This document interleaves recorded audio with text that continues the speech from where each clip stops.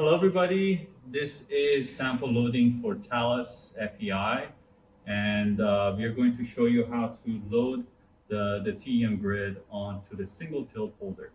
As you can see here, we have two different types of holder. One of them is called double tilt holder, that it goes X, Y, Z, and it can tilt alpha and beta. The other type of holder, which is most of the time, 99% of the time, people use this for multi-grain or multi-crystals. It is a single tilt holder, and it only goes into the direction of X, Y, Z, and only alpha. So to load your TEM grid, the TEM grid normally, they come when you purchase them online, and one of the sources is called Pella. You can go to the website. There is a huge range of type of materials for loading different type of samples, biological, nanograins, and everything. So what you're looking at today is titanium oxide. These are called anatase as a phase of titanium oxide, and they look into the grains or to the particles of 15 nanometer. So the way I need to load these grids, so I just want to show you how do they look like. When I pick them up, I also try to pick them up only by the edge. So it's very important. Maybe I put it here, so it might be easier to focus. And I don't go into the middle part because that's where the mesh is. So the mesh is made of copper, and inside the mesh there are windows that is a very thin, like 2 nanometer layer of carbon sitting there. So how to load this into the microscope. So first I let it here. First of all, if you look at this, you see that this holder has a golden area and has a silver area. And the part that we actually put the sample is in this tiny hole. And the way it loads, I'll show it to you. I'll recommend people have gloves. It's okay to touch the silver part with your gloves, but never touch the golden area.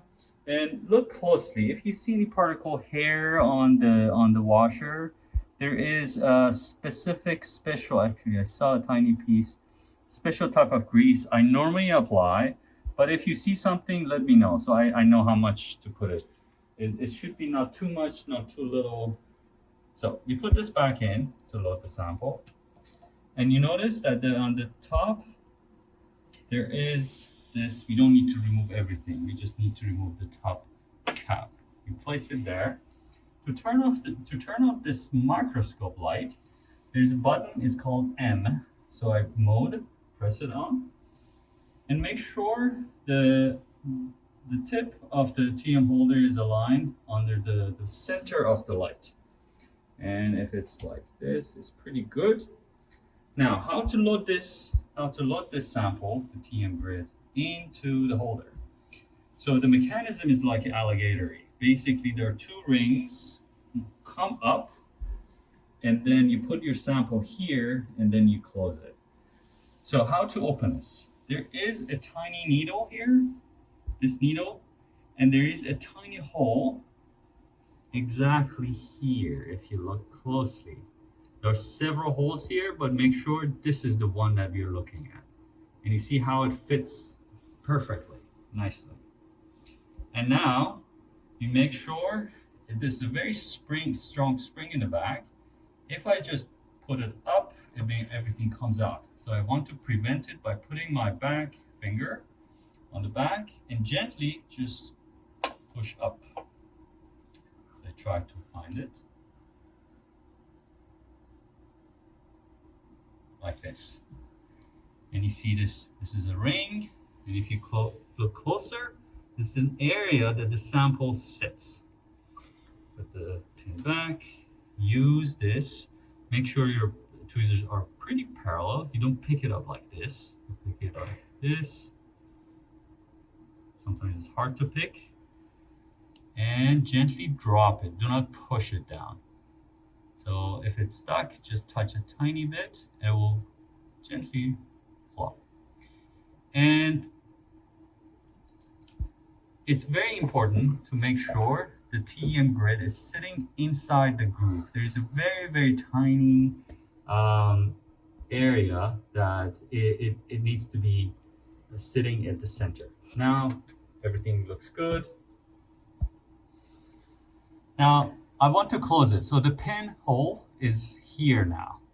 So put the pin here, and now put my finger on the back and gently make sure I put my elbow on the floor or put my hand to make sure if it's not shaking, and just gently come down, take it out. So to do this process again, take this out like this, put this down, and to take the sample out, there is a tiny pin here, and there's a notch into this. And what you need to do, you just do not pick it up by tweezers. Just pull it back and simply drop it on the piece of paper. That's the safest way you can take your sample out. And since we are going to use this, actually put it on the microscope, I put it back in, so I'm repeating this process. The other note, if it's visible on the camera, the grid has two sides. One side is darker and one side is redder, like this is a copper. So this side has a very thin carbon film, which is in the range of 2 or 3 nanometer. And the thickness of the copper is around 25 micrometer. So 25 micrometer is very, very thin. It's somehow like a human hair thickness. So it will bend very easily. So I'm repeating the same process. The direction doesn't matter, which direction. And you may wonder why the direction of the sample up or down doesn't matter, because it's a transmission imaging. The electrons goes through, come out, and we see a shadow of your sample. So I repeat this process, close this, and make sure to put the pin back into where it belongs.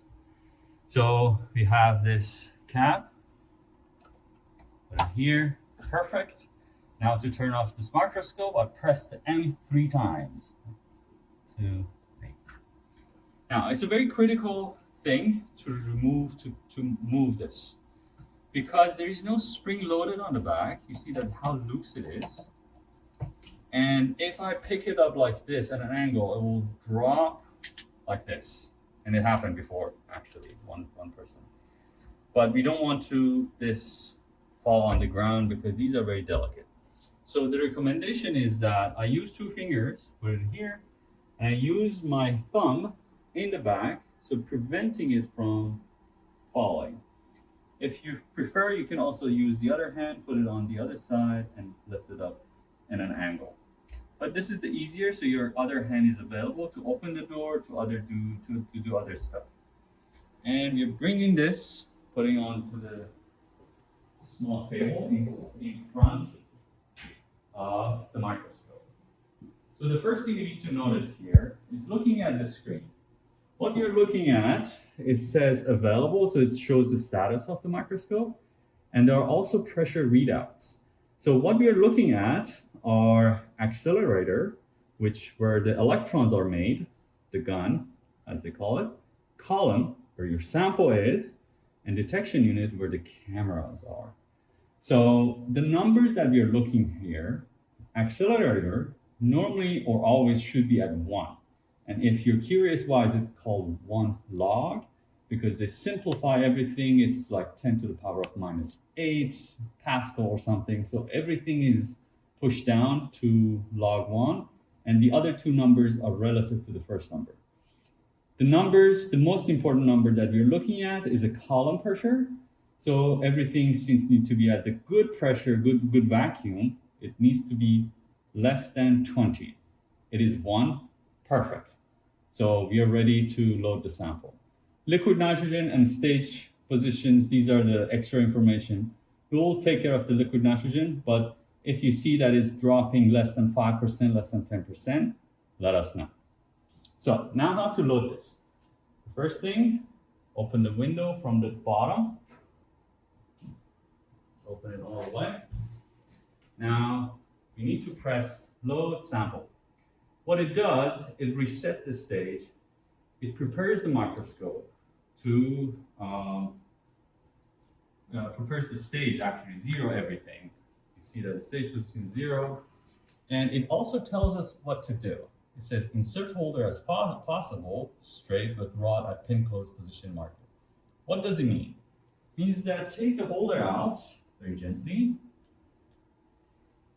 look at it and see where you can find a pin. So there are 2 pins, one pin here and a tiny pin here. Actually, we are talking about this tiny pin. This acts like a key, like an apartment key. So when it goes in, it actually led us to open the valve. So to do this, I first look at the close position marker and imagine this tiny pin is extending all the way through. So it exactly needs to be at 5 o'clock, or I hold it here and it's pretty good. If your hand is up a little bit, you would have a problem. If your hand is a little bit lower, it should be a problem, it doesn't go in. So it needs to be exactly at these 2 meet each other, like this tiny, tiny black notch. So next, without much hesitation, with this speed, so not fast, not slow, but with this speed, you look at this Sharpie line in the back, and it doesn't go all the way in, but it needs to go all the way till this black line flushes with this white panel. So I'm happy with the orientation if needs to be with both hands. Gently go in, and at the end I need to push. Sometimes I need to wiggle around to find that tiny notch finds its way with the pin. And what happens, you hear the noise and the red light turns on. And what it's doing, you see that the holder is not completely in, but what it's doing is in most of the vacuum system instruments, you actually need an intermediate pumping because we're coming from a high atmospheric pressure going to a very, very low vacuum or a high vacuum. We cannot just directly go things in. So what we do here, we just come into the middle stage, and there's a tiny pump area and there's a valve separating us from the sample, and there's a secondary valve separating the holder from the microscope. So there are 2 valves here. So what the microscope is doing for 2 minutes or 3 minutes here, it says wait for the pumping. We'll start pumping this area. When this pump is done after 2 minutes, with that tiny, tiny pin that you saw at the beginning, that by rotating that to the open position, from close to open, that opens this valve that connects the intermediate pumping to the high vacuum to the inside the microscope. So, and you will see a jump in the pressure, which is very common, and normally it goes to 25, something like that, which is fine, completely fine. And now we have to wait for a few minutes till it drops from 25, 24, becomes like 19, and you're safe to work with the microscope. So the pumping time is almost done, 22 seconds. And if you see some numbers, stage position is not exactly 0, that's completely fine. The other thing I need to mention, the screen and the microscope, they have like 1 second delay. If you press any button and you didn't see a change of the screen immediately, just wait a second. Now, what it tells us, that the pumping time is done. Now it tells me what to do. It says tilt to 0 degree, means that if the 0 degree is at the open position, I have an imaginary tiny pin here at the close position marker. It tells me to tilt it all the way to the open position. Then it says do not wait much. Use your hand and guide the holder to go all the way in. Because there is a vacuum pressure or air pressure to the vacuum, if you let it go, it would want to slam inside. And that's very common. So what I normally do, I first might put my thumb, if you're right-handed, do this. If you're left-handed, do this. I put my right thumb on where the closed position is, and I start rotating till I feel like open, and it wants to pull my finger in. And watch my hand, what happens. rotate. Rotate without pushing, pulling. And right now, the holder is dragging my finger in. And at the end, I wiggle around to make sure there is no gap between the black and off. You see that it's almost like a millimeter gap. If it's standing, sitting like this, wiggle around, find its way in through. And that's how you see it. And if you see this red light is off, means that things are good. And here on the screen, you see that the column pressure dropped to, from it was 22, now it's 19. It's pretty quick recovering when the system is running well. So I click done, and notice when I click done, it takes a second. Now it says available. Otherwise, it would say busy in red, means that things are wrong. If that's the situation, let us know. So we leave the microscope like in this condition, and we are ready to do the microscopy. So close the window, and when you leave the room, make sure put this out, especially if you're doing high resolution magnification. Close the door completely. This will prevent any vibration that is coming from us to the microscope. At some moments, if you're looking at very, very high resolution, like atomic scale, even when I talk, the microscope picks it up and will show vibration in the microscope. But not all the time. So, and also the other reason for closing the door is that keeping the temperature always around 67 Fahrenheit, which is cold enough for the microscope to operate. And then we come to this screen.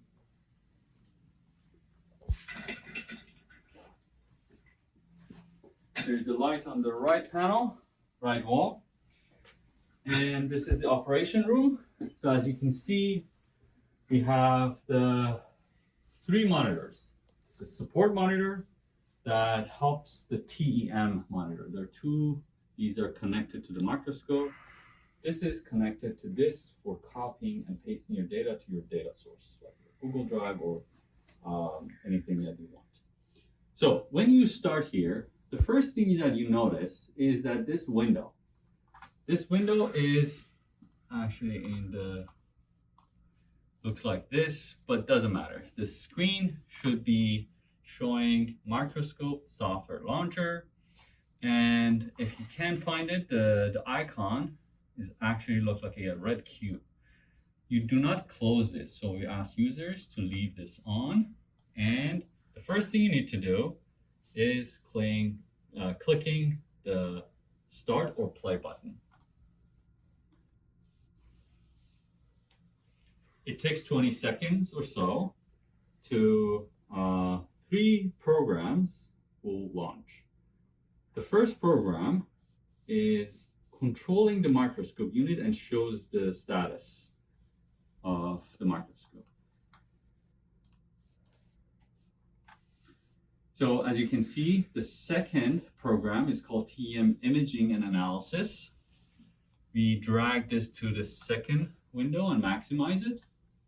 The third window is a fluorescence screen camera or viewing. So what it basically does is, so in this microscope, we have 2 types of camera. This camera, which is called fluorescence, it's relatively, it's a very robust camera. It can take a lot of beam current without getting damaged. And 99% of the time, the image, we just look at our sample with this. And when we captured a nice area, we come to the high resolution camera, which is called CETA camera. It takes a 4K by 4K image, and we save this, and immediately we go back to this camera. So fluorescent camera, CETA camera.